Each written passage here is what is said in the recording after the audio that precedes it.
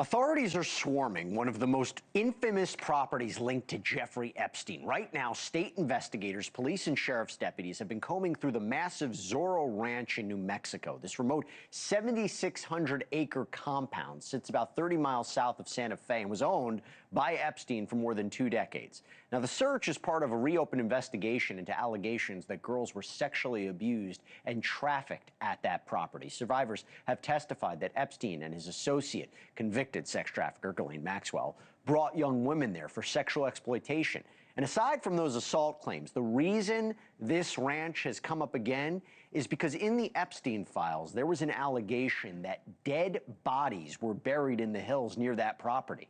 Now, the state released a statement which reads in part, the New Mexico Department of Justice appreciates the cooperation of the current property owners. Prosecutors will continue to keep the public appropriately informed, support the survivors, and follow the facts wherever they lead. Now, the ranch itself is massive. It's huge. We're talking a reported 26,000 square foot hilltop mansion, guest houses, private airstrip, multiple outbuildings, all scattered across the desert. We know that Epstein bought the ranch in 1993.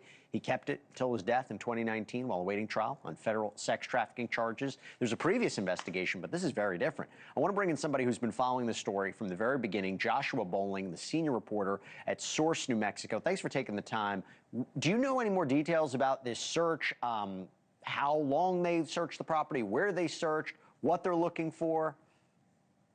Yeah, thanks for having me. They're great questions. In a nutshell, no stone is left unturned when the New Mexico Department of Justice and state police descended on this on Monday.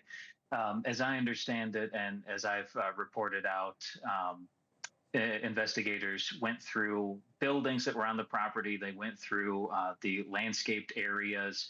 Of course, it's under new ownership right now, and the new owner was partway through some construction on this.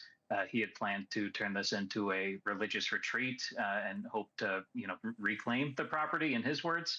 And so, as we've reported, authorities went through every square inch of the property on Monday.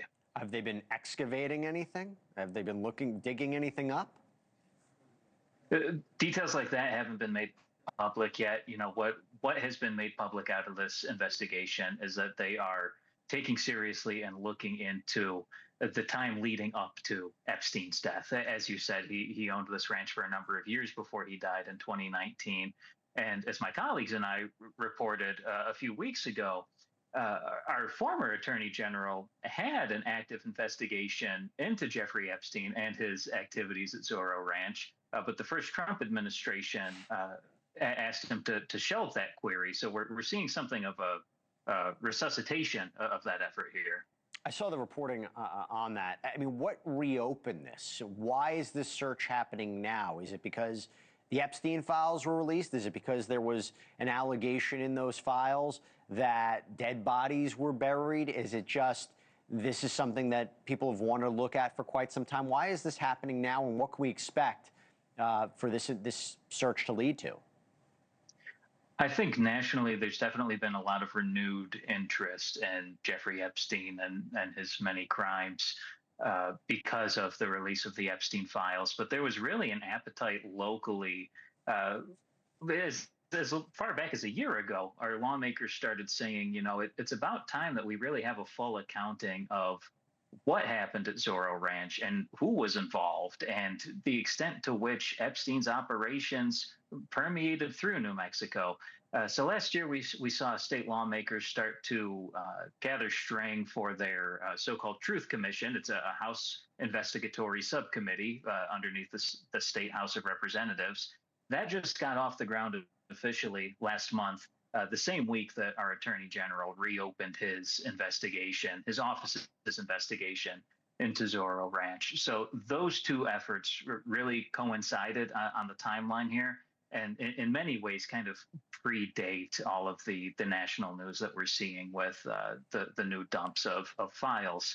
To your point, there have been some alarms raised by our state land office, among others, over reports of potential bodies on the site. But a lot of those details, and whether or not they've been corroborated, are still under investigation and tend to be for some time.